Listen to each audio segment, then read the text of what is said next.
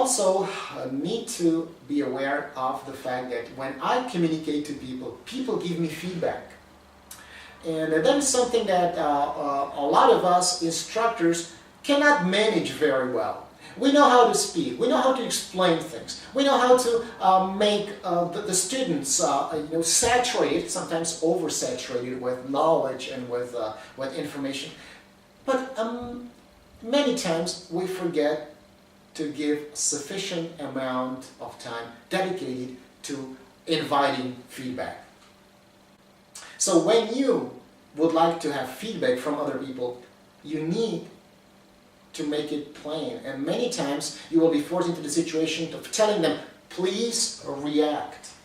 Please give me feedback.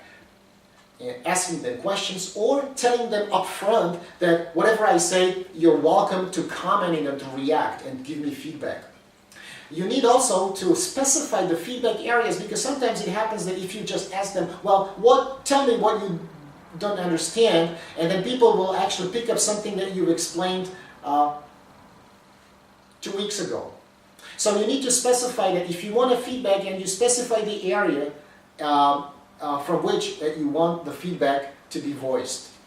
You also need to watch for nonverbal responses. Well, people, as we already know, respond and they communicate not only verbally or with paralanguage, but they also respond with their body language. And so we need to also be very good observers of people's body language. This is especially applicable to people who give presentations. When you monitor your audience and in the middle of your presentation somebody is nervously rubbing his or her nose, or somebody is breathing deeply like this, or sighing, or somebody is playing with his or her mobile phone, it transmits a message. It is a non-verbal communication that tells you something. It's not on purpose. Many times people don't realize that they do this. But you, who can be an experienced observer of these things, can have a valuable information just by observing people's non-verbal responses. Many times what happens, and what really pays off in my case, when I invite feedback, is that I stay quiet. I say something, I ask a question, and then I pause. See, pausing in front of an audience is an awkward thing. We are not used to silence, and not especially in these days. Everyone is buzzing. There's a lot of sounds, and if there is not enough sounds, then I just put my iPod on and I will listen to music. We're simply not used to be in silence. And so, if we can use this notion to generate feedback, you ask a question and then you pause. Well, not just for 2 seconds or 3 seconds. Maybe you'll wait 10 seconds. And because people do not feel comfortable in silence, most of the time somebody will speak up. So, using silence is a good, powerful tool. And of course, we need to have time for feedback. If you spend 30 minutes out of 40 minutes that have been allocated to you just explaining new things, and then you have the last maybe 10 minutes for feedback, and then somebody raises his hand or her hand and says, well, excuse me, could you explain again the model? Well, the explanation took 25 minutes, and so there's no way you can do this in 10 minutes. So we need to appropriately plan the time for feedback, and as I already said, to specify more the area that we invite the feedback into that particular area. And then, of course, by just simply asking questions. If you want the other person to say something or to clarify, ask him a question. If you wish the other person to say something more, then use encouraging statements. And then, of course, paraphrase. And this is very nice. And paraphrasing is a very, very powerful tool in a one-to-one conversation whereby we deal with conflicts or we have an interview.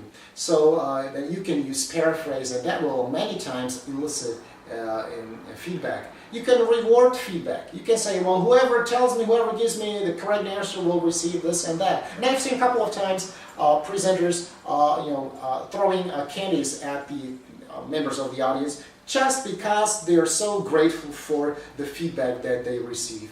And of course, this is very important. You need to follow up on the feedback. It's not okay just to ask a question, get a feedback, and then react as if nothing had happened. You need to acknowledge that person's reaction. It is very, very important. It's one of the principles is called saving face. And that principle does not only exist in problem solving, but it exists in a general interaction between people. You need to portray a good image of your audience members. So when somebody gives you his or her feedback to your question, please acknowledge it. Even if it's a thank you very much for your insightful comment, or this is a very interesting comment, thank you very much. If it were just this one sentence, but you need to acknowledge that feedback that people give you. Well, okay, what if you give feedback? Well, how should we go about giving feedback to other people? Many times what we do is that we give feedback in our everyday situations because we're driven by emotions. And you know what? Emotions are very unstable thing. They come and they go. See, being driven, being led by emotions is dangerous. So when you give emotions, or I give emotions, many times I am dominated, when we give feedback, many times we are dominated by our emotions. And what is the cause? What is the result of this? That many times we give feedback to the person, not to his or her behavior. We say, you're such and such, instead of you did this, and I did not like what you did. But we are provoked into saying, no, I don't like you. And you are this and that. So our feedback should be directed towards the behavior of that person, not towards that person himself or herself. We are commenting on the behavior. We're not commenting on the value of that person. And also, we need to use descriptive language. When we comment, we do not evaluate. We simply say and describe the situation. And ideally, we describe the situation, how that situation is to me. What I feel, how I feel about it. Rather than saying, well, you behave like an idiot. That probably would not pacify the situation. It probably call for more arguments. But if I say how is that to me, then I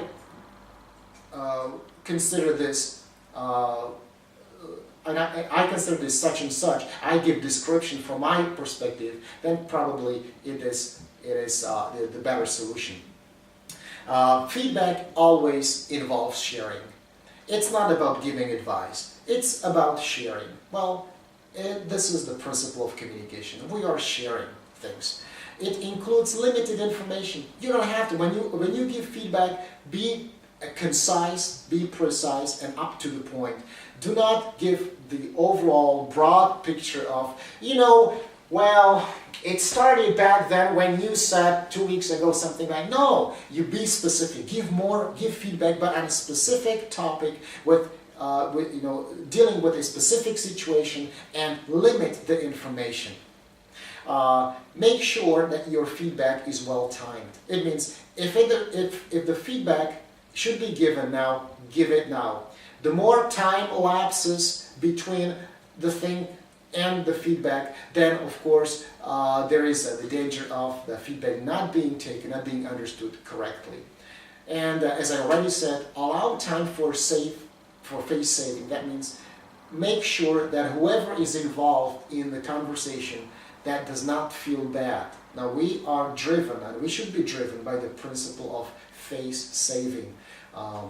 That whatever you say, whatever feedback you give, that feedback should not be directed towards the person, it should be directed towards the behavior, and it should not evaluate, it should describe.